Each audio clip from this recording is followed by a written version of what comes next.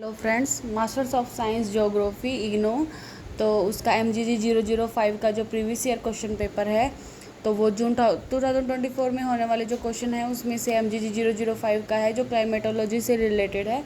तो इसमें अभी क्लाइमेटोलॉजी की जो क्लासेस हैं वो तो हो नहीं रही हैं अभी। तो रिसेंटली जोग्राफी ऑफ थॉट्स की जो है, जोग्राफिकल थॉट्स की उसकी क्लासेस चल रही हैं। तो जिस दिन क्लाइमेटोलॉजी की क्लासेस चलेंगी वो उस दिन मैं आप लोगों के साथ शेयर कर लूँगी।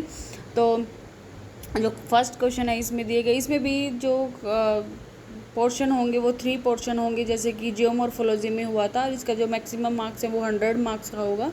तो जो सेक्शन 1 है उसमें 5 क्वेश्चन करने होंगे जो 4 पॉइंट्स के हैं। तो जो पहला क्वेश्चन है वो वेदर और क्लाइमेट्स का रिलेटेड है, कि जो हमारी जो मौसम होता है और जो हमारी जलवायु होती है उससे रिलेटेड है। तो जो मौसम हो वो तो डे टू डे चेंज होता रहता है, लेकिन जो हमारी क्लाइमेट है वो 15 ईयर्स के बाद ही क्लाइमेट हमारी चेंज होती है। तो उससे रिलेटेड वो लिखना है। फिर दूसरा है जो हाइड्रोलॉजिकल साइकिल है, जो हमारी कंडीशन बनती है कि जैसे हमारा कैसे पानी है वो भाप बनता है, भाप से ऊपर जाए फिर बादल बनते हैं, बादल से फिर वर्षा होगी, फिर वो साइकिल चलता रहता है, उसके बारे में लिखना है।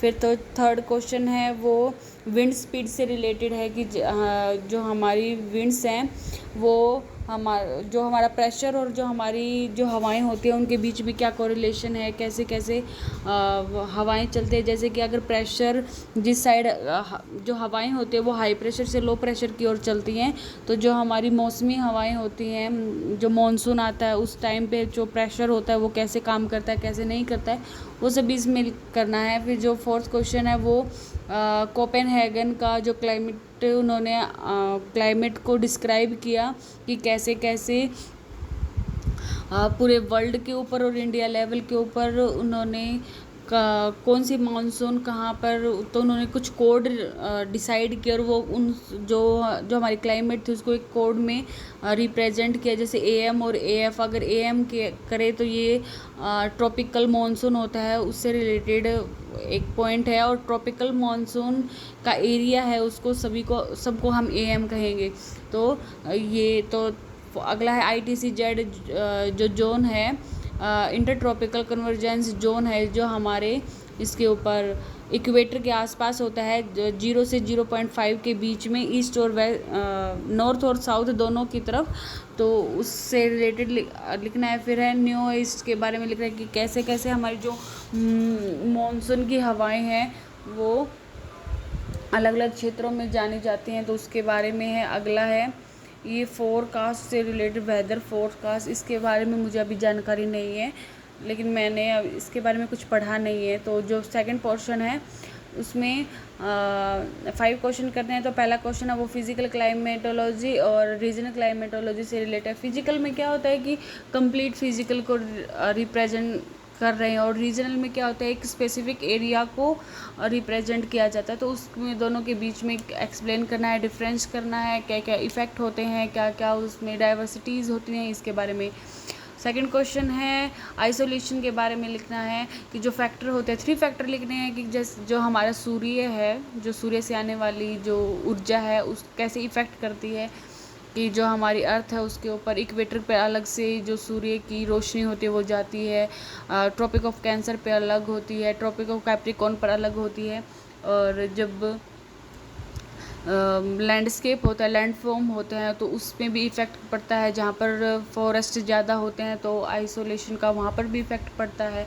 फिर क्या होता है कि जो हमारी अर्थ जो हम सूर्य से दूर होती है तब भी इफ़ेक्ट पड़ता है, पास होती है तब भी होता है। तो जिसको अपसोर और उपसोर की जो थ्योरी होती है उसको कहा जाता है। अगला क्वेश्चन है, थर्ड क्वेश्चन है वो नीट स्केच के बारे में, इसके बारे में मुझे जानकारी नहीं है। अगला हाँ थॉर्नवेट्स के रिलेटेड है, जैसे कि कोपेनहेगन ने क्लाइमेट को डिस्क्राइब किया था, वैसे ही थॉर्नवेट थे जो मतलब कि क्लाइमेटोलॉजिस्ट थे, उन्होंने भी अलग अलग क्लाइमेट की जो पार्ट हैं, एरिया हैं, उनको वर्ड्स में डिस्क्राइब किया है। तो उसके बारे में आप पढ़ लीजिएगा। फिर है क्लाइमेट और बायोडाइवर्सिटी का रिलेशनशिप क्या है। जैसे जैसे क्लाइमेट चेंज होती जाते हैं तो हमारी जो बायोडाइवर्सिटी है वो भी चेंज हो जाती है। जैसे कि ट्रॉपिकल एरिया में जो हमारी क्लाइमेट है वो अलग है, फिर जैसे जैसे हम पोल की तरफ जाते जाते हैं, नॉर्थ पोल साउथ की पोल की तरफ, तो बायोडाइवर्सिटी में चेंज होता जाता है, कहीं पे ज़्यादा हो जाती है, कहीं पे कम हो जाती है, तो उसके बारे में है। अगला क्वेश्चन है टेम्परेचर से रिलेटेड है कि जो हमारे हॉरिजेंटल और वर्टिकल जो टेम्परेचर वह किस प्रकार इफेक्ट करता है, उसकी 4 फैक्टर लिखने हैं।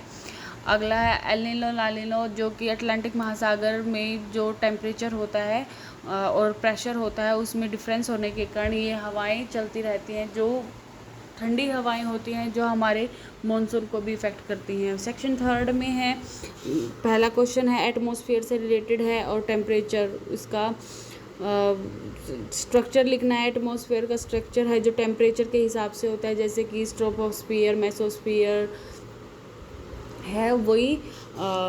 फिर है जो जैसे जैसे हम ऊपर जाते हैं आइनोस्फियर आ जाता है, फिर एक्सोस्फियर है, ये सभी लिखना है टेम्परेचर के अकॉर्डिंग। अगला पेनेट्रेटिंग विंड्स हैं, जो हमारी जो विंड्स है, जैसे कि ईस्ट विंड्स अलग हैं, वेस्टर्न विंड्स अलग हैं, फिर हमारी जो पोल विंड्स हैं वो अलग है, उसके बारे में लिखना है। अगला क्वेश्चन है हमारा मॉनसून, इंडिया का मॉनसून से रिलेटेड है कि जो अरब सागर की जो हवाएं होती हैं वो कैसे कहाँ तक जाती हैं, और फिर बंगाल की खाड़ी से बे ऑफ बंगाल की जो खाड़ी है उससे जो निकलने वाली हवाएं हैं वो गारो खासी जयंतिया की पहाड़ियाँ से टकराती है, फिर वो आगे कैसे कैसे उत्तर भारत की तरफ जाकर हवाएं मतलब कि जो वर्षा करती हैं उसके बारे में। 6 क्वेश्चन है एयर मास से रिलेटेड है। ये भी एयर मास की थ्योरी है कि जैसे अपोजिट एरिया से एक तरफ से ठंडी हवाएं आ रही हैं, दूसरी तरफ से गर्म हवा, जो आपस में मिलेंगे और उनके बीच में जो कोरिलेशन होगा वो उसकी वजह से जिस एरिया पे के ऊपर मौसम में परिवर्तन होएगा उससे के बारे में लिखना है।